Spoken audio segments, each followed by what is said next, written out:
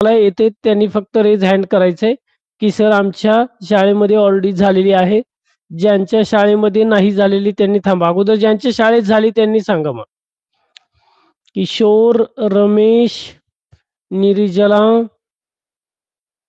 हा, तुम्ही जे नावं टाकलेले आहेत तुमच्या अकाउंटवरती, आई बाबांची, बरेच जणांची बाबांची किंवा आईची असतील, तर रिनेम करा जेणेकरून तुमचं नाव जे आहे ते मला व्यवस्थित घेता येईल. ओके. तर 3-4 जणांच्या याच्या शाळेमध्ये झालेले आहेत. किशोर, सांग बरं तुझ्या शाळेचं नाव आणि कुठला जिल्हा आहे किशोर?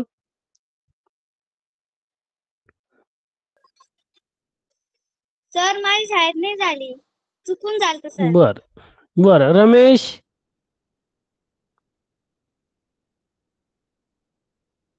रमेश, तुझ्या शाळेमध्ये झालेलं आहे?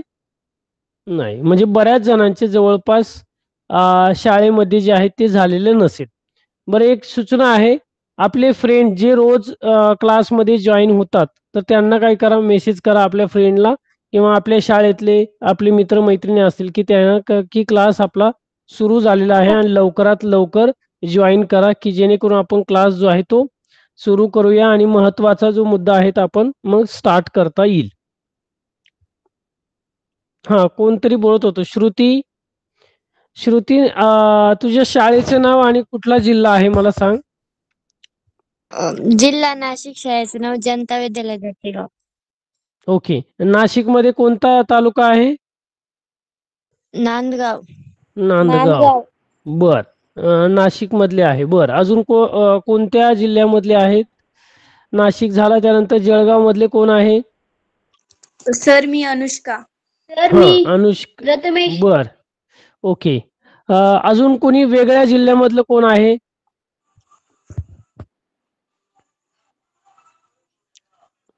हॅलो.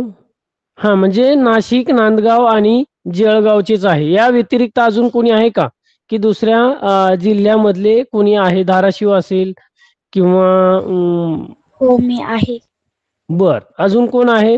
मग आपल्या शाळेमधले जे मित्रमैत्रिणी आहेत, तुम्ही रोज शाळेमध्ये जातात किंवा आपले बरेच जण आपल्या ग्रुपला पण असतील, पण आज क्लासमध्ये बरेच जण जॉईन होत नाही.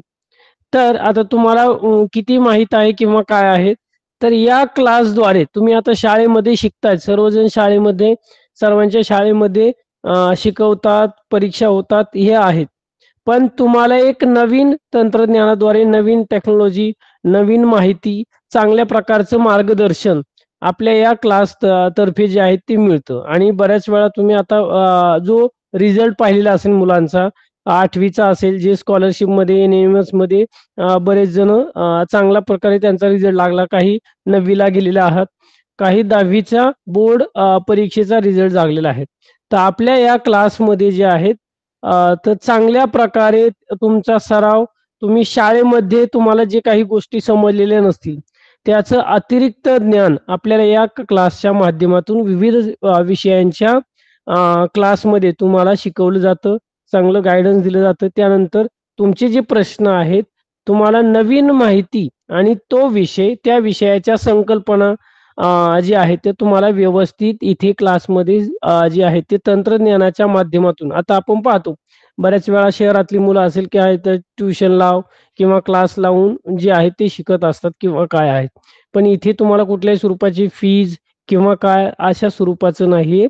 तो क्लास तुम्हाला चांगल्या प्रकारे जे आहे ते नवीन, तुम्हाला तुमच्या आई बाबांनी जे तुमच्याकडून जे अपेक्षा, तुमचे जे स्वप्न आहेत ते चांगल्या प्रकारे, ते चांगले तुमचे स्वप्न जे आहेत ते चांगले व्हावे यासाठी नक्कीच तुम्हाला या क्लासचं मार्गदर्शन चांगलं राहणार आहे. आणि हा जो वेळ आहे 7:30 ते साधारणतः तुम्हाला 9:30, 2 तास, 2 तास आपण तसे पण घरामध्ये काय करतो, टीव्ही पाहणं असेल, मित्रमैत्रिणींबरोबर गप्पा मारणं असेल, फिरायला जाणं असेल किंवा गावात किंवा हे आहेत, तर त्या वेळेत न जाता तुमचा त्या विषयातल्या नवनवीन संकल्पना, नवनवीन माहिती तुम्हाला आपल्या मोबाईलद्वारे बऱ्याच जे आहे ते तुम्हाला चांगल्या प्रकारे शिकायला मिळणार आहे. म्हणून आपल्या या क्लासचा चांगल्या प्रकारे उपयोग करा. तुम्हाला ज्या ज्या गोष्टी तुम्हाला प्रश्न असतील, काही माहिती पाहिजे असेल तर नक्कीच तुम्हाला ते त्या विषयाचे शिक्षक चांगल्या प्रकारे तुम्हाला माहिती देतील.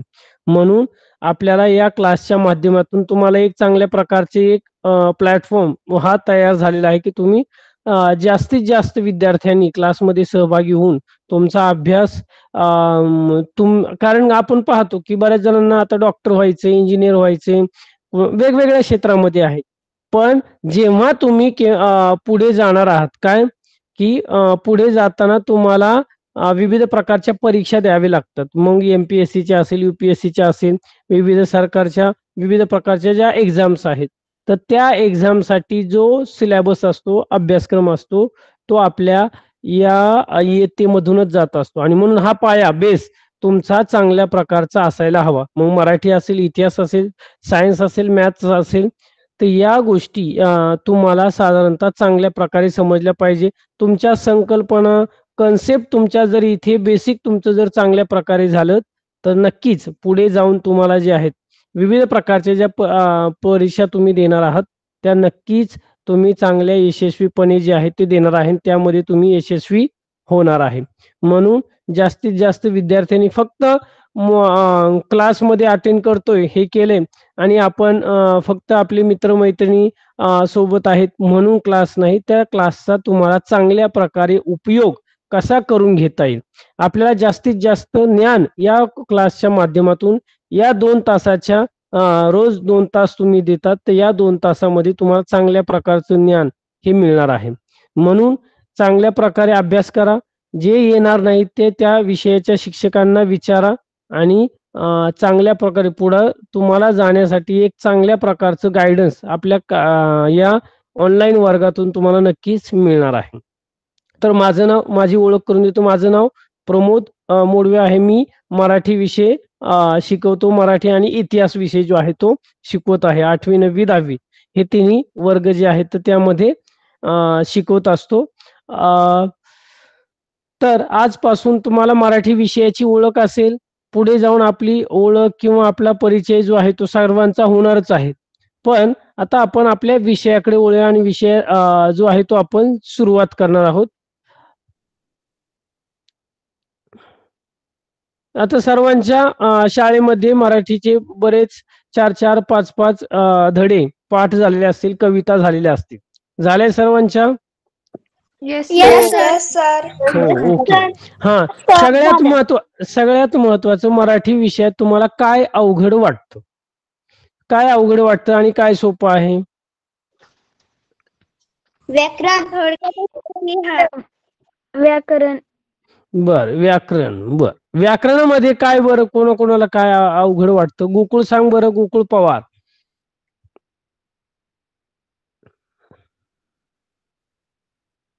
व्याकरणामध्ये काय अवघड वाटतं? शौर्य. काय आहे व्याकरणामध्ये काय अवघड वाटतं जरा?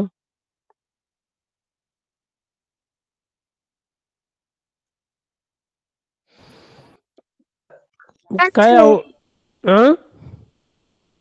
मराठी व्याकरणात अदम सांग बरं, काय तुला अवघड काय वाटतं? काय नाही सर, फक्त त्या व्याकरणाचा भाग काही समजत नाही. बरं, व्याकरणाचा भाग काही समजत नाही. याच्या व्यतिरिक्त अजून काय?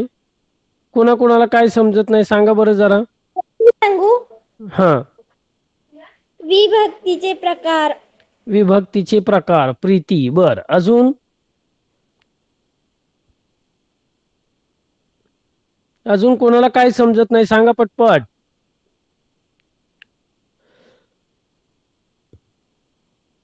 विभक्तीचे प्रकार म्हणजे सगळ्यात महत्वाचं मराठी व्याकरणात कोणकोणते घटक आहेत तुम्हाला प्रश्न विचारतो. ज्याला येते त्याने फक्त पटपट एक जो आहे तो सांगायचा आहे.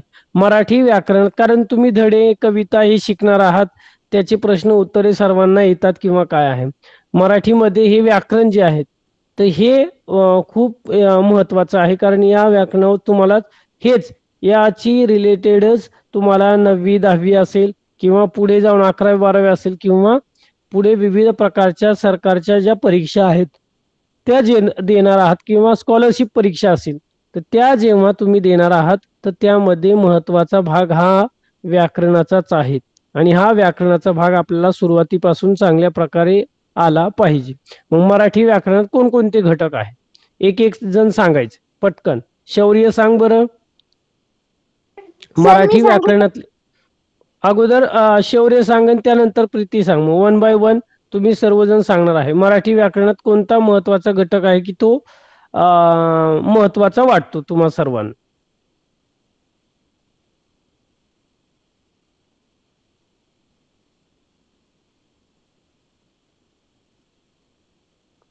ह कोणाला महत्वाचा वाटतो चला पटपट. सर मी एवढा सांगू? हो. सर मी सांगू. हा कोणकोणते कर्ता, घटक आहे. कर्म, क्रियापद. बर कर्ता कर्म कर्ता, क्रियापद. हा अजून नाम, सर्वनाम, सर्वनाम. नाम, सर्वनाम. बर नाम सर्वनाम विशेषण. बर क्रियापद. क्रियाविशेषण. बर समजलं मला. मी आता जरा थोडं तुम्हाला ऑफ ठेवतो की जेणेकरून चांगल्या प्रकारे सर्वांना आवाज जाईल आणि जे आहे ते आपण तुम्हाला सगळे समजेल. इथे तुम्ही रेज हँड करायचे की जेव्हा आपण शेवटचे 10-15 मिनिट तुम्हाला प्रश्न विचारणार आहेत. काय समजले किती समजले तुमचे जे प्रश्न आहेत ते घेणार आहोत.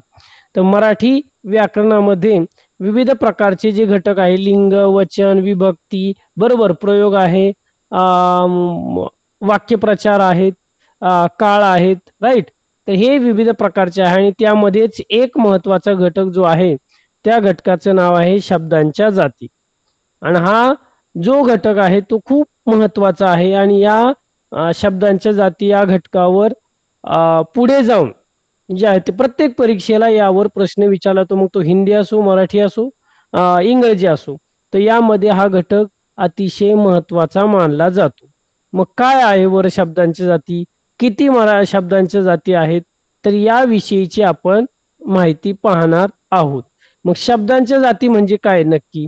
तर शब्दांच्या जाती म्हणजे शब्दांचे प्रकार एक प्रकारचे वाक्यात जे शब्द येतात त्यांची वेगवेगळ्या प्रकारची कार्य असतात. त्यांच्या कार्यावरून त्यांना वेगवेगळी नावं दिलेली असते आणि त्या शब्दांच्या जाती आहेत. विविध प्रकारचे आहेत ते शब्दांचे जे प्रकार आहेत शब्दांचे भेद पार्ट ऑफ स्पीच तुम्ही इंग्लिशमध्ये म्हणतात. तर यांची वेगवेगळ्या प्रकारची कार्य आहेत. जसं की आपण हात पाहतो हाताला 5 बोटं आहेत आणि या 5 बोटं किंवा आपलं शरीर आहे आणि त्या शरीराचे अवयव आहेत 5 इंद्रिय म्हटलं जातं. तर त्या इंद्रियांचं वेगवेगळ्या प्रकारचं कार्य आहे. तसंच शब्दांच्या जाती ह्या 8 प्रकारच्या आहे आणि या 8 प्रकारच्या जाती त्यांचं कार्य त्यांचे जे महत्व आहे ते वेगवेगळ्या प्रकारचं आहेत. मग याच्यामध्ये 2 प्रकारचे आहेत. विकारी शब्द आहेत त्याला सव्यय म्हटलं जातं. अविकारी शब्द आहे त्याला अव्यय म्हटलं जातं. नाम सर्वनाम विशेषण क्रियापद जसं क्रिया विशेषण अव्यय शब्दयोगी अव्यय उभयान्वयी अव्यय केवळ प्रयोगी अव्यय. तर अशा प्रकारच्या एकूण 8 शब्दांच्या जाती आहेत. म्हणजे शब्दांचे जे प्रकार आहेत त्यामध्ये मग शब्दांच्या जातीमध्ये विकारी शब्द आणि अविकारी शब्द असे 2 प्रकारचे प्रकार आहेत. मी सर्वांना परत एकदा अनम्यूट करायला सांगतो की जेणेकरून तुम्हाला विकारी शब्द म्हणजे काय आणि अविकारी शब्द म्हणजे काय बघूया किती जणांना माहिती आहे. आता 8वीला आपण 5वी 6वीला स्कॉलरशिप परीक्षा ज्यांनी दिलेली असेल तर त्यांना जवळपास बऱ्याच जणांना माहिती असेल की काय आहेत. रामदास सांग बरं शब्दांच्या जाती त्यामध्ये विकारी शब्द कोणते आहेत अविकारी शब्द आहेत किंवा विकारी शब्द म्हणजे काय. प्रीती रामदास अनम्यूट करून सांगू शकताल तुम्ही आता पटपट. रामदास वाघ माझा आवाज येतोय रामदास.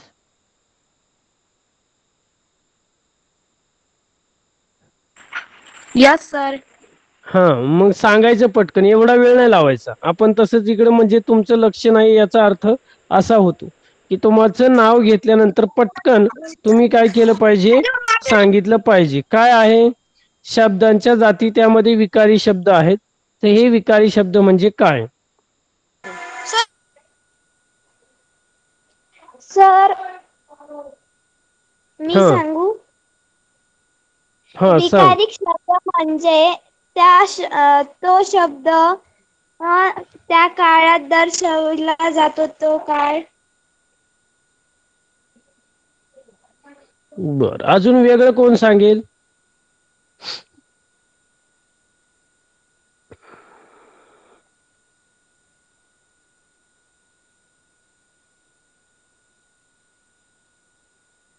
अजून कोण सांगेल?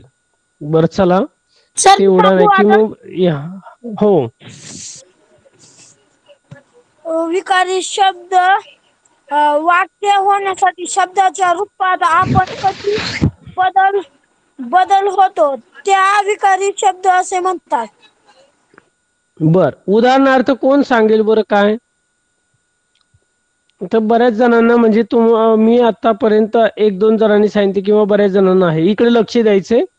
काहीही नाही तुम्हाला पाहायचं किंवा बाकीचं लक्ष आहे किंवा घरात आहे, एका जागेवर व्यवस्थित बसून तुम्हाला या 30 ते 40 मिनिटांमध्ये काय शिकणार आहात किंवा काय आहे. आता आपण 8वीला जवळपास आलोय. NMS परीक्षा असेल, प्रज्ञाशोध परीक्षा असेल, त्यामध्ये महत्वाचं आहे या गोष्टी तुमच्या 6वी 7वी पर्यंत, म्हणजे 5वीला साधारणतः ज्यांनी स्कॉलरशिप परीक्षा, मंथन परीक्षा दिली तर त्यामध्ये हे घटक ऑलरेडी झालेले असतात. पण आपल्याला बऱ्याच जणांना अजूनही त्याची माहिती नसते. तर विकारी शब्द म्हणजे काय? तर वाक्यात उपयोगात येताना ज्या शब्दांच्या मूळ रूपात म्हणजे लिंग, वचन, विभक्तीने बदल होतो त्या शब्दांना विकारी शब्द असे म्हणतात. म्हणजे थोडक्यात काय की विकारी शब्द म्हणजे बदल घडवणारे शब्द. आता बदल घडवतो त्यामध्ये त्याच्या लिंग, वचन आणि विभक्तीमध्ये बदल होतो, त्याला विकारी शब्द असे म्हणतात. तर अविकारी शब्द म्हणजे काय की ज्या शब्दाच्या, ज्या वाक्याच्या वाक्यात उपयोगात येताना ज्या शब्दांच्या मूळ रूपात लिंग, वचन, विभक्तीने बदल होत नाही, कुठल्याही स्वरूपाचा बदल होत नाही, त्या शब्दांना अविकारी शब्द म्हणतात. म्हणजे थोडी साधी सरळ व्याख्या आहेत आणि ह्या आपल्या लक्षात राहिल्या पाहिजे. विकारी शब्द म्हणजे ज्यामध्ये लिंग, वचन, विभक्तीमध्ये बदल होतो आणि अविकारी शब्द म्हणजे ज्यामध्ये लिंग, वचन, विभक्तीमध्ये बदल होत नाही, अशा शब्दांना अविकारी शब्द असे म्हटलं जातं. म्हणजे बदल न घडवणारे. थोडक्यात काय म्हटलं जातं? अविकारी शब्द बदल न घडवणारे. तर अशा प्रकारे आपण शब्दांच्या आत त्या विकारी शब्दांना सव्यय, अविकारी शब्दांना अव्यय म्हटलं जातं. नाम, सर्वनाम, विशेषण, क्रियापद हे आपण 3री 4थी पासून हे आपण ऐकत आहोत. नाम, सर्वनाम, विशेषण, क्रियापद. आणि आता तुम्ही गेल्या वर्षी अभ्यासलेला असेल की क्रिया विशेषण अव्यय, शब्दयोगी अव्यय, उभयान्वयी अव्यय, केवल प्रयोगी अव्यय.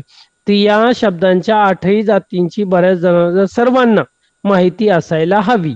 आणि हाच महत्वाचा आहे, कारण पुढे जाऊन त्याचे उपप्रकार काय आहेत, नामाचे प्रकार काय आहेत, त्याचे प्रकार काय आहे, त्यांच्या प्रकारांची उदाहरणं तुम्हाला सोडवता आली पाहिजे.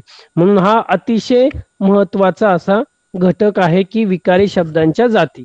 मी जास्त डिटेल नाही की बऱ्याच हे ऑलरेडी तुमचं झालेलं आहे, पण एक उजळणी स्वरूपात आणि बऱ्याच जणांना अजूनही ज्या व्याख्या येत नाही किंवा त्याविषयीची माहिती अजून नाही, तर त्याविषयी आपण काय करत आहोत, थोडं रिवाईज उजळणी स्वरूपात घेत आहोत.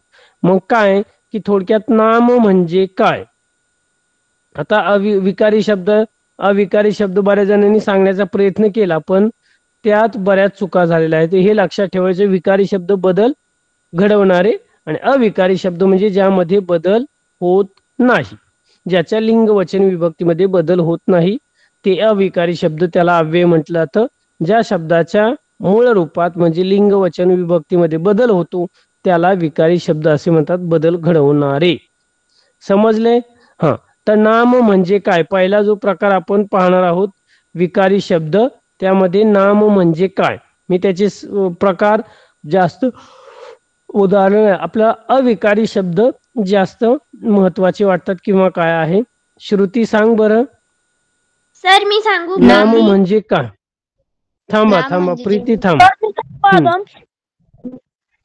मी ज्याचं नाव घेतलं जाईन फक्त तोच बोलन, बाकीचे कोणीही बोलणार नाही. ज्याचं नाव घेतले त्याने पटकन अनम्यूट करून सांगायचे की मध्ये मध्ये डिस्टर्ब नको, की ती व्यवस्थित सांगताना आपल्याला व्यवस्थित ऐकायला आलं पाहिजे. हा, श्रुती सांग आता. नाम म्हणजे जे एखाद्या वस्तूला आपल्याला असं दिलेलं नाव ते. बर सर मी सांगू आदम? हा आदम सांग. नाम म्हणजे माणसे, वस्तू, पदार्थ, प्राणी, पक्षी यांचे गुण, काल्पनिक वस्तू यांना जी नामे ठेवली आहेत त्यांना नाम म्हणतात. बर प्रीती सांग बर तू. प्रीती सांगणार होतीस. नाम हा म्हणजे वस्तू एखाद्या व्यक्तीला वापरले जाणारे नाम म्हणजे नाम. ओके. तर जगातील कोणत्याही दिसणाऱ्या वस्तूला किंवा न दिसणाऱ्या वस्तूला, व्यक्तीला, ठिकाणाला, जागेला दिलेल्या नावाला नाम असे म्हणतात. मग ती वस्तू असू, व्यक्ती असू, सजीव असू किंवा निर्जीव असू. वस्तू, व्यक्ती, ठिकाण, प्राणी, फूल, पक्षी हे सगळे ज्या गोष्टी आहेत, निर्जीव, सजीव, निर्जीव, या गोष्टींना दिलेल्या नावाला नाम असे म्हणतात.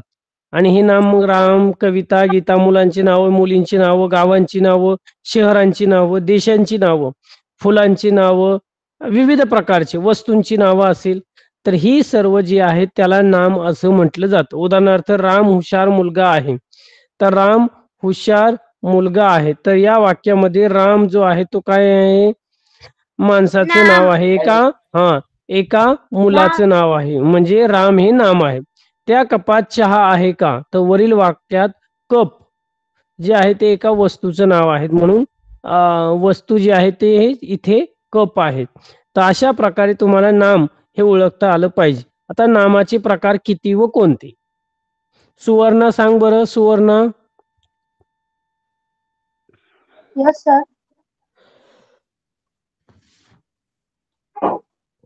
नामाचे प्रकार किती व कोणते. सर मी सांगू.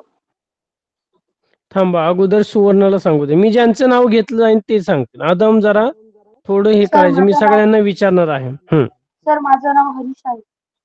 हा हरीश बोल.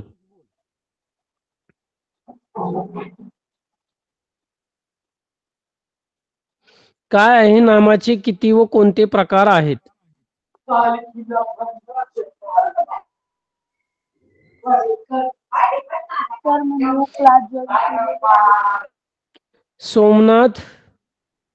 सोमनाथ चव्हाण. नामाचे प्रकार किती व कोणते. हा, नामाचे किती प्रकार आहेत आणि ते कोणते आहेत त्यांची नावं सांगायची.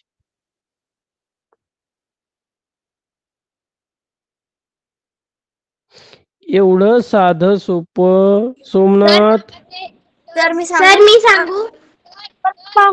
सर मी स्वप्न सांगू. थांबाच. अरे तिथं सांगतोय ते जरा ऐकून घ्या ना जरा.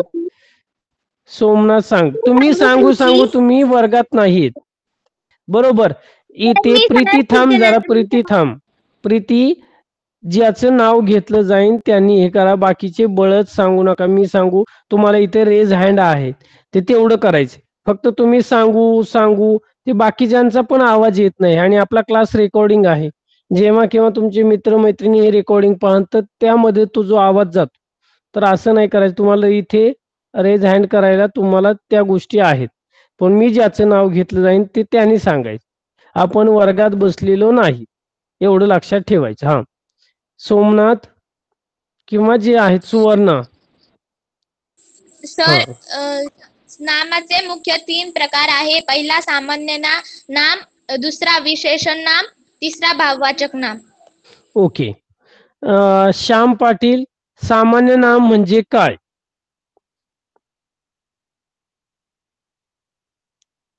सामान्य नाम.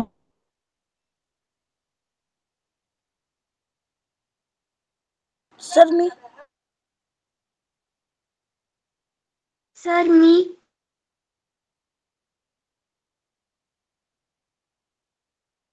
सांग सामान्य नाम म्हणजे काय. मॅम सर मी सांगू का.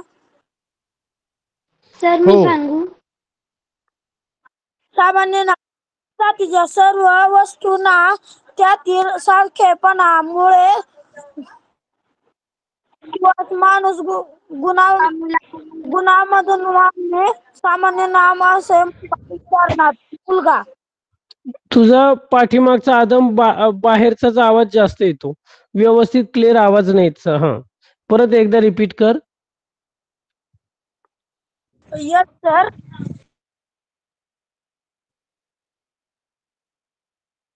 एका जातीच्या सर्व वस्तूंना त्यातील सारखेपणामुळे किंवा मानस गुणांमध्ये सामान्य नाम असे म्हणतात. उदाहरणार्थ मुलगा. उदाहरणार्थ मुलगा. बरं, मुलगा, मुले, माणूस, विद्यार्थी, बरोबर, झाड, पुस्तक, गाव. तर या गोष्टी आहेत. म्हणजे साधारणतः आपण एखाद्या सर्वसाधारण नावाला जे आहे ते सामान्य नाम असं म्हटलं जातं. की जसे की मुले आहेत, तुम्ही विद्यार्थी आहात, शिक्षक आहात. साधारणतः आता मुले म्हणजे काय थोडक्यात, मग आता त्याने मग आदम आहे, श्याम आहे, श्रुती आहे, सोमनाथ आहे, तुषार आहे, ते वेगळे आहे. तुषार, मला विशेष नाम, जे नामाचा दुसरा प्रकार आहे विशेष नाम म्हणजे काय, तर त्याची माहिती सांगायची. काय आहे विशेष नाम म्हणजे काय? तुषार, माझा आवाज येतोय? हा,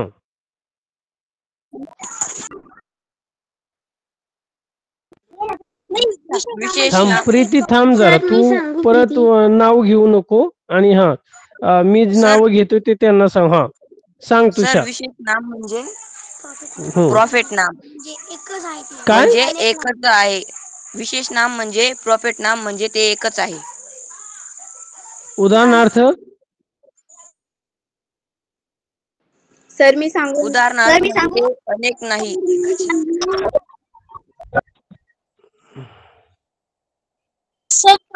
मुलगी आहे. मी इथे म्यूट करतो. बरेच वेळा काय होतं की मी एकाचं नाव घेतो, परत प्रीती, आदम किंवा बाकीचे दुसरे मी सांगू. अरे असं नाही. आपण क्लासमध्ये हे आहोत, तर तुम्हाला इथे रेज हँड करायला तुम्हाला इथे ऑप्शन आहे. मधी बोलायचं नाही, एवढं आपण लक्षात ठेवायचं. बरोबर, तुम्हाला येते, पण आपल्याला सगळ्यांना क्लासमध्ये सामावून घ्यायचं. फक्त मलाच हा विषय समजतो किंवा मलाच त्या प्रश्नांची उत्तर येतं, अगदी बरोबर आहे. पण आपण आपल्या मित्रमैत्रिणींचे पण, त्यांचे पण विचार आपण ऐकले पाहिजे. ते काय सांगतात त्यांना पण सांगता आलं पाहिजे, हे लक्षात ठेवायचे. त्यामुळं मधी ते बोलत असताना किंवा मी एखाद्याचं नाव घेत असताना मी सांगू का सर नाही, त्या बाकीच्यांना कोणाला आलं नाही तर मी तुम्हाला जे आहे ते विचारणार आहे. तोपर्यंत फक्त शांत. आप्पा शिंदे, विशेष नाम म्हणजे काय? आपण ज्या नावाला जे विशेष नाव म्हणजे जे मुख्य नाव देतो त्याला विशेष नाम म्हणतात. ओके. ज्या वस्तूला विशिष्ट असे नाव दिले जाते त्याला विशेष नाम असं म्हटलं जातं. ते झालं विशेष नाम तुमचं.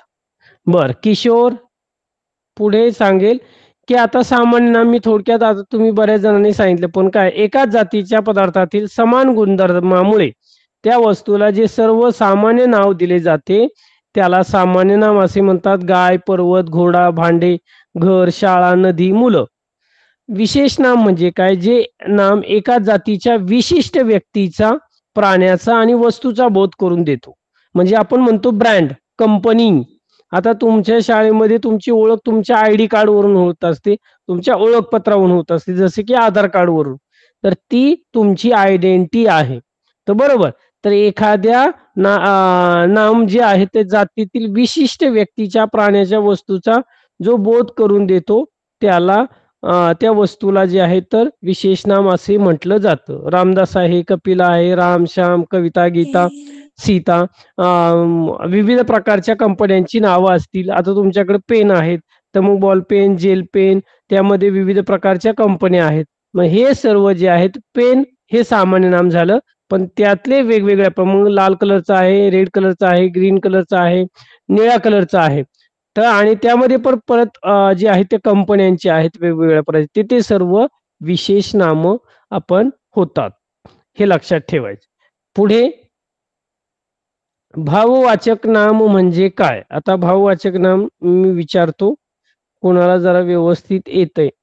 किशोर सांग बरं, भाववाचक नाम म्हणजे काय? ज्या नामाने वस्तूमधील किंवा प्राण्यामधील गुणधर्म किंवा भाव यांचा बोध होतो त्याला भाववाचक नाम असे म्हणतात. उदाहरणार्थ हुशारी, पावित्र्य, संपदा, नम्रता, लबाडी. अगदी बरोबर आहे की भाववाचक नाम ज्यामधून भावना उत्पन्न होतात, पदार्थातील भावना गुणधर्म जो आहे भाववाचक, चांगुलपणा आहे, धैर्य आहे, शौर्य आहे, आनंद आहे, त्यामध्ये दिव्यता आहे, गुलामगिरी म्हणतो आपण, फुशारकी असेल, सुवासिकता आहे, मांगल्य आणि गोडवा. तर या गोष्टी या सर्व भाववाचक नाम आहेत. उदाहरणार्थ धातुसाधित नाम किंवा चालणे हा एक व्यायाम आहे, त्याला खेळणे आवडते. चालणे हे धातुसाधित नाम तुम्हाला पुढे जाऊन त्याचे उपप्रकार तुम्हाला पाहायचे आहे. आता हे झालं नामाचे प्रकार, उपप्रकार आपण पाहिले. आता पुढे जायचे, सर्वनाम म्हणजे काय? साई जगताप, साई सांग बरं, सर्वनाम म्हणजे काय?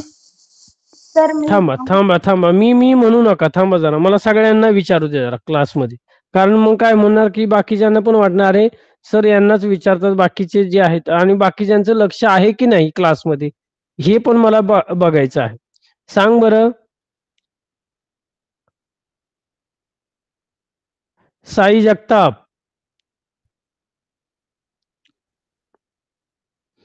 येतंय? ओके. Anushka, yes sir. सर्वनाम म्हणजे काय? आणि सर्वनाम म्हणजे वाक्यात नामाच्या ऐवजी ऐवजी वापरला जाणारा शब्द. नामाचा वारंवार उपयोग टाळण्यासाठी आणि वाक्यातील अधिक करण्यासाठी सर्वनामांचा उपयोग होतो. ओके. तर सर्वनाम म्हणजे काय? सर्वनाम म्हणजे नावाऐवजी वापरला जाणारा शब्द. नामाऐवजी वापरला जाणारा जे आहेत तो जो शब्द आहेत, मग आपण उदाहरणार्थ तो, ती, ते अशा प्रकारचे सर्वनाम जे आहेत ते वापरले जातात. आणि ते सर्वनाम कशा प्रकारे वापरले जातात? तर लिंग प्रकारानुसार ती योग्य ते सर्वनाम आपण वापरली जातात, ते याला सर्वनाम असे म्हणतात. मग नामाऐवजी वापरला जाणारा शब्द, उदाहरणार्थ वाक्यातील नामाचा वारंवार उच्चार टाळावा म्हणून नामाऐवजी येणाऱ्या किंवा वापरल्या जाणाऱ्या शब्दाला सर्वनाम असे म्हणतात. म्हणजे एखादं रिपिटेशन, राम अभ्यास करतो, राम निबंध लिहितो, राम जेवण करतो, राम शाळेत जातो, राम गावी जातो. प्रत्येक वाक्यामध्ये वाक्याच्या सुरुवातीला आपण नाम वारंवार रिपीट केलं तर ते ऐकायला, आपल्याला वाचायला आणि ते एक प्रकारे कंटाळवाणं वाटतो. आणि हा वारंवार उच्चार होणारा उच्चार टाळावा म्हणून त्याच्या ऐवजी आपण योग्य ते सर्वनाम वापरलं जातं. मग त्या लिंग प्रकारानुसार तो, ती, ते अशा प्रकारचे जे सर्वनाम आहेत ते वापरले जातात. आणि मराठीमध्ये साधारणतः 9 मूळ सर्वनाम आहेत. मी, तू, तो, हा, जो, कोण, काय, आपण, स्वतः या मूळ सर्वनामांचे जे आहेत तर लिंग प्रकारानुसार जे आहे तो बदल केला जातो किंवा बदलणारी 3 सर्वनाम आहेत. जसे की तो, हा, जो, तो, ती, ते पुल्लिंग, स्त्रीलिंग आणि नपुंसकलिंग. पुल्लिंग, स्त्रीलिंग, हा, ही, हे तर विविध प्रकारचे अशा स्वरूपाचे जे आहेत ते सर्वनामाचे लिंग प्रकारानुसार जे आहे ते बदल होत जातो. आता सर्वनामाचे तुम्हाला उदाहरण जर पाहिलं तर गणेश बद्दल आपण 5 वाक्य पाहूया की तुम्हाला अंदाज येईल की साधारणतः समजेल. गणेश माझे नाव आहे. गणेशला खेळायला आवडते. गणेश क्रिकेट चांगला खेळतो. गणेश तबला अतिशय चांगला वाजवतो. गणेश अभ्यासात फार हुशार आहे. आता प्रत्येक वाक्याच्या सुरुवातीला गणेश गणेश गणेश गणेश आलेला आहे. वाचताना लिहिताना आपल्याला खूप कंटाळवाणा किंवा बोर वाटतो म्हणून नामाऐवजी वापरला जाणारा शब्द तो सर्वनाम आहे. मग आता गणेश ऐवजी कोणता सर्वनाम योग्य ते वापरलेला आहे ते पाहूया. 7वीच्या वर्गात गणेश हा विद्यार्थी शिकत आहे. त्याला खेळायला आवडते. तो क्रिकेट चांगला खेळतो. त्याला तबला अतिशय चांगला वाजवता येतो. तो अभ्यासात पण फार हुशार आहे. म्हणजे या वाक्यांमध्ये त्याला, तो, त्याला, तो, तर हे 2 महत्वाची सर्वनामं जी आहेत ती वापरलेली आहेत. तर अशा प्रकारे आपण हे योग्य ते सर्वनाम जे आहेत ते वापरत असतो. आता सर्वनामाचे आपल्याला प्रकार पाहायचे आहेत. तर कशा प्रकारचे आहे, कोणकोणते? सर्वनामं आहेत ते तुम्ही जे आहे ते सांगणार आहात. सर्वनामाचे किती आणि कोणते प्रकार आहेत? हा, प्रीती सांग आता. सर्वनामाचे प्रकार किती व कोणते? पुरुषवाचक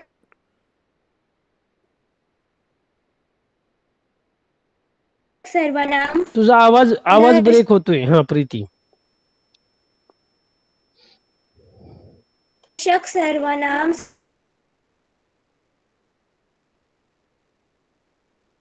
संबंधीवाचक सर्वनाम आणि सामान्य किंवा अनिश्वय सर्वनाम, अत्यंतवाचक सर्वनाम. ओके, बर. अजून कोण सांगते सर्वनामाचे प्रकार? किशोर सांग बरं. किशोर पवार, सर्वनामाचे प्रकार हॅलो किती सर. व कोणते? हा प्रीती, तुझा आवाज जो आहे तो व्यवस्थित येत नाही प्रीती. हा हा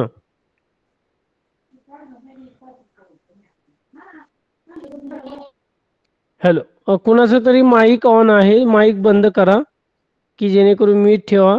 स्वरा आलेली आहे. ओके, किशोर, साई, आप्पा, कोण सांगेल सर्वनामाचे प्रकार किती व कोणते आहेत, कोणत्या प्रकारचे आहेत?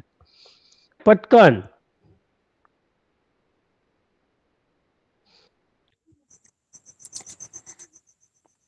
सर माझे नाव स्वप्नाली वसंत शिंदे आहे. बर, सांग. हा, कालवाचक नाम, कालवाचक नाम, कालवाचक सर्वनाम,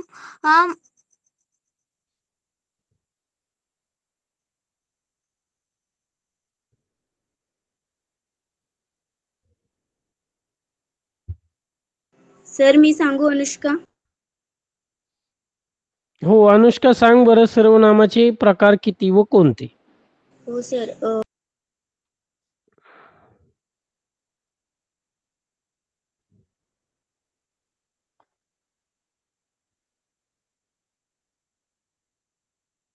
काय झालं? आवाज येत नाही. अनुष्का सांग पटकन. अनुष्का सर मी येतात. सांगू थांब सई? थांब, सई थांब जरा. अगोदर अनुष्का सांगतेत का काय? अनुष्का सांगतेस? हो सर. हॅलो, त्याचे हा मग प्रकार सांग पटपट.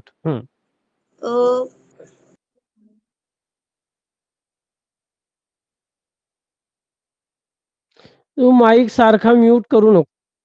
पटकन सांगतो, तुझा आवाज येत नाही.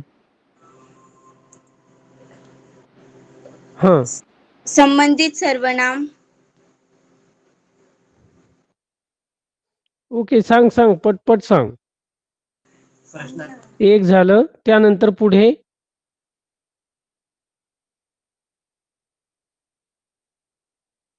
हॅलो, सर एवढेच येते. बर. हा, सर आता सांग. हो, कोण सांगत होतो? सांगा पटपट. सर मी सांगू सई? हा, सई सांग सर. हा प्रकारे पुरुषवाचक सर्वनाम, दर्शक सर्वनाम, संबंधित सर्वनाम, प्रश्नार्थ सर्वनाम, सामान्य सर्वनाम, निजवाचक सर्वनाम. तर एकूण 6 प्रकारचे छान प्रकारे सांगितलं सई. पुरुषवाचक, दर्शक, संबंधी, प्रश्नार्थक, सामान्य आणि आत्मवाचक सर्वनाम ही सर्वनामाची 6 प्रकार आहेत. त्या सामान्य सर्वनाम, त्याला अनिश्चित सर्वनाम सुद्धा असं म्हटलं जातं. आत्मवाचक सर्वनाम सुद्धा म्हटलं जातं, हे लक्षात ठेवायचे. याचे उपप्रकार वगैरे जे आहेत ते तुमचे बऱ्याच जणांचे झालेले असतील. त्याची उदाहरणं पण झालेली आपल्याला पाहायला मिळतात. आता पुढे पाहूया. तिसरा प्रकार जो आहे तो विशेषण. विशेषण कशाला म्हटलं जातं, तर त्याविषयीची माहिती पाहूया. विशेषण म्हणजे काय? सर मी सांगू? निर्जला सांग बरं. जरा वेगळे थांबा, जरा सर मी वेगळ्यांचे. सांगू? मला निर्जला सांगेल, त्यानंतर पंढरीनाथ. हा, निर्जला सांग बरं, विशेषण म्हणजे काय? मला सगळ्यांना जरा प्रश्न विचारू द्या की किती जण आपण क्लासमध्ये आहेत, त्यांचं लक्ष आहेत. तर त्याविषयीची हा, निर्जला गवळी.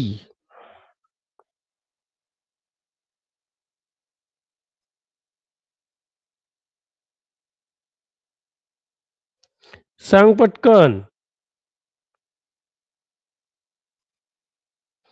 आणि मी एकदा नाव घेणार परत. हा, पंढरीनाथ.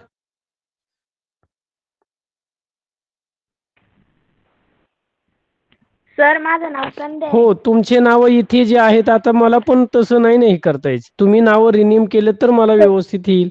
आणि एकदा सांगितल्यानंतर ही होईलच. ओके, संध्या सांग पटकन. हा, नाही, तुझा आवाज व्यवस्थित ब्रेक होतोय. परत एकदा सांग.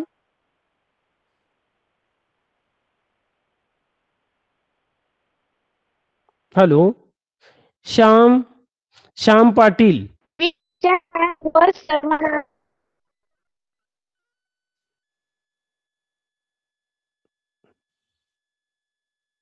नाही, जरा माईक किंवा नेटवर्क जे आहे ते कमी असल्यामुळं आवाज जो आहे तो व्यवस्थित येत नाही. पाहूया आपण.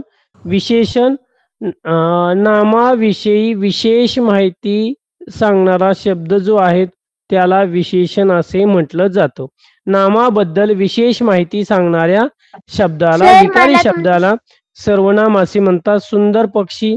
यात सुंदर हे पक्षी आहेत तर ते विशेष आहेत एक प्रकारचं. म्हणजे नावाविषयी विशेष माहिती सांगणारा शब्द जो आहे तो विशेषण म्हटलं जातं. तुमच्याकडे बंद करून परत एकदा चालू करा, की जेणेकरून ज्याला आवाज व्यवस्थित येत नाही, बाकीच्यांना आवाज व्यवस्थित येतोय. ज्यांना कोणाला आवाज येत नसेल बंद करून परत जॉईन करा, की ज्यांना तुम्हाला जे नेटवर्क मुळे पण कमी जास्त आवाज होऊ शकतो. तर नामाबद्दल विशेष माहिती सांगणाऱ्या शब्दाला विशेषण असे म्हणतात. एखाद्या व्यक्ती बद्दलचं जे आपण गुणगान गातो, त्याची विशेषता जी सांगतो त्याला विशेषण म्हटलं. तो खूप हुशार आहे, तो खूप दिसायला सुंदर आहे, ते झाड खूप सुंदर दिसत आहे, त्या फुलाचा गुलाबाचे फूल खूप सुंदर आणि त्याचा सुवास पण आहे, मोगऱ्याचं फूल असेल. म्हणजे असंच की त्या वस्तूचं, व्यक्तीचं, नामाचं जे आहे तर विशेष माहिती सांगणाऱ्या शब्दाला विशेषण असे म्हटलं जातं. मग पक्षी सुंदर आहे तर त्यामध्ये पक्षी कसा दिसत आहे? सुंदर. तर आता या विशेषणाचे आपण प्रकार पाहत आहोत. गुणविशेषण, संख्या विशेषण आणि सार्वनामिक जे आहे ते तुम्ही बऱ्याच जणांना सर्वांना माहित आहे की विशेषणाचे प्रकार किती व कोणते आहेत, कशा प्रकारचे आहेत. तर ते आपल्याला माहिती असलं पाहिजे. त्यामध्ये पण उपप्रकार तुम्ही स्कॉलरशिपमध्ये जर कोणी धातू साधित विशेषण आहे, सार्वनामिक विशेषण आहे, तर हे विशेषणाचे प्रकार आहेत. जेव्हा आधी किंवा विधी विशेषण असंही म्हटलं जातं. आता गुणविशेषण म्हणजे काय आहे? की ज्या विशेषण नामामध्ये एखादा गुण किंवा विशेषता दाखवून दिली जाते. तो श्रीमंत आहे, तो गोरा आहे, तो धीट आहे. संख्या विशेषण म्हणजे क्रमवारी, दुप्पट, पहिला, दुसरा, क्रमवाचक संख्या असेल, गणनावाचक असेल, तर त्यामध्ये बदल होत गेलेले आहे. आता हे प्रकार आपल्याला एवढे आजच्या तासाला तरी पूर्ण होणार नाही, म्हणून थोडक्यात आपण त्याची माहिती जी आहे ती घेतोय. पुढे आहे चौथा प्रकार जो आहे तो क्रियापद आहे. आता क्रियापद म्हणजे काय त्याविषयीची माहिती घेऊया आपण. त्याचे उपप्रकार काय आहेत आणि विकारी शब्द झाल्यानंतर आपण इथे थांबूया. तुमचे प्रश्न उत्तर पण मग घ्यायचे आहे. तर कशाला म्हटलं? तर आदम सांग बरं, क्रियापद म्हणजे काय?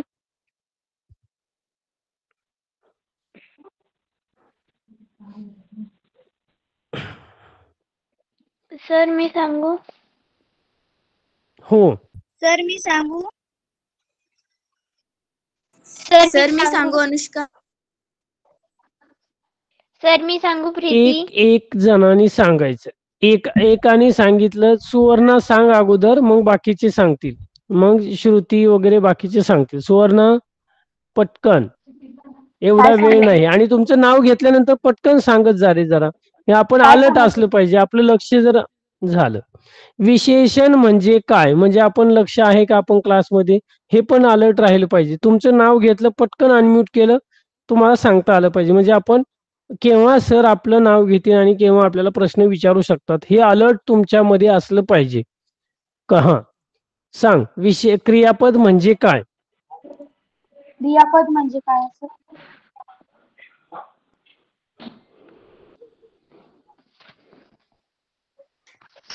हॅलो, एखाद्या क्रिया दर्शवणाऱ्या शब्दाला क्रिया दर्शवणाऱ्या शब्दाला उदाहरणार्थ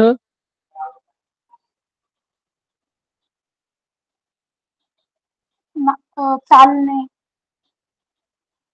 बर श्रुती श्रुती सांग बरं, तिनं जे सांगितलेलं आहे ते बरोबर आहे का श्रुती? क्रियापद म्हणजे काय? ओके प्रीती सांग बरं पटकन. शब्दाला क्रियापद हा श्रुती परत एकदा रिपीट कर.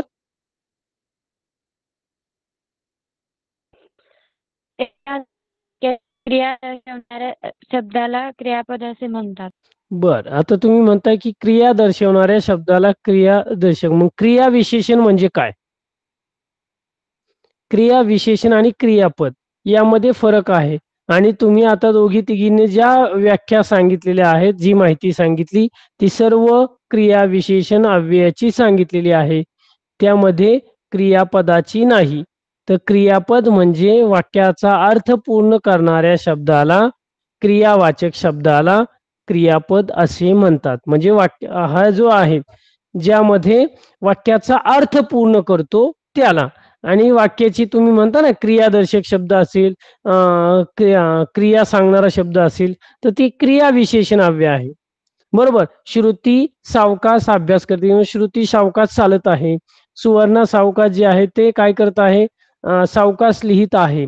मग काय हळूवार चालणे, सावकाश, हे जे शब्द आहे ते क्रियादर्शक शब्द आहे, ते क्रिया विशेषण आपण. आणि क्रियापद म्हणजे वाक्याचा अर्थ पूर्ण करणाऱ्या शब्दाला क्रियापद असे म्हणतात. दुसरं एक तर क्रियापद म्हणजे हा मराठीमध्ये क्रियापद हे नेहमी वाक्याच्या शेवटी येतं की ज्याचा अर्थ पूर्ण करणारा. राम निबंध, इथे आपण एकदा सुरुवातीचे एक उदाहरण पाहूया आणि मग थांबूया. की तुम्ही जे उदाहरण सांगितले किंवा काय आहे, राम निबंध, फक्त एवढं हे केलेलं आहे, इथेच घेऊया आपण नामातलं उदाहरण असेल. राम हुशार आहे, राम हुशार. किंवा त्या कपात चहा, त्या कपात चहा, एवढंच मी फक्त उदाहरण तुम्हाला वाक्य सांगितले. पण काय त्या कपात चहा पण काय आहे नाही आहे, बरोबर. तर वाक्याचा अर्थ पूर्ण करणाऱ्या शब्दाला क्रियापद असे म्हणतात. राम निबंध लिहितो, राम निबंध, पण काय लिहितोय, वाचतोय, काय करतोय, तर नाही, तर लिहितोय म्हणजे लिहिण्याची क्रिया झाली आहे, तो वाक्याचा अर्थ पूर्ण करतो, त्याला क्रियापद असे म्हणतात. आले लक्षात सर्वांच्या? तर म्हणून लक्षात ठेवायचं आपल्याला, कारण हा जो घटक आहे तो 3री 4थी 5वी 6वी, 5वी मध्ये तर ऑलरेडी सर्वांना स्कॉलरशिप परीक्षेमध्ये हे झालेलंच असतं. म्हणून आपण लक्षपूर्वक ऐकलं पाहिजे, त्याची व्याख्या, त्याचे नियम हे लक्षात असले पाहिजे, कारण हाच बेसिक आहे. आपण आता 8वीला आहोत, बऱ्याच जणांचे NMS स्कॉलरशिप परीक्षा पण सुरू आहेत की त्यांचे आहेत. पण या महत्वाच्या गोष्टी आपल्याला माहिती असलं पाहिजे की किंवा काय आहे क्रियादर्शक, कारण क्रियाप्रद आणि क्रिया विशेषण यामध्ये बराच फरक आहे, हे लक्षात ठेवायचं की कशा प्रकारे आहेत, काय आहेत हे लक्षात ठेवा. पुढच्या तासाला राहिलेले अविकारी शब्द कोणकोणते आहेत, काय काय आहेत, ते याविषयीची माहिती पाहूया. सगळ्यांना समजलंय? कोणाचे काही प्रश्न आहे? Sir no sir. सगळं व्यवस्थित समजलंय?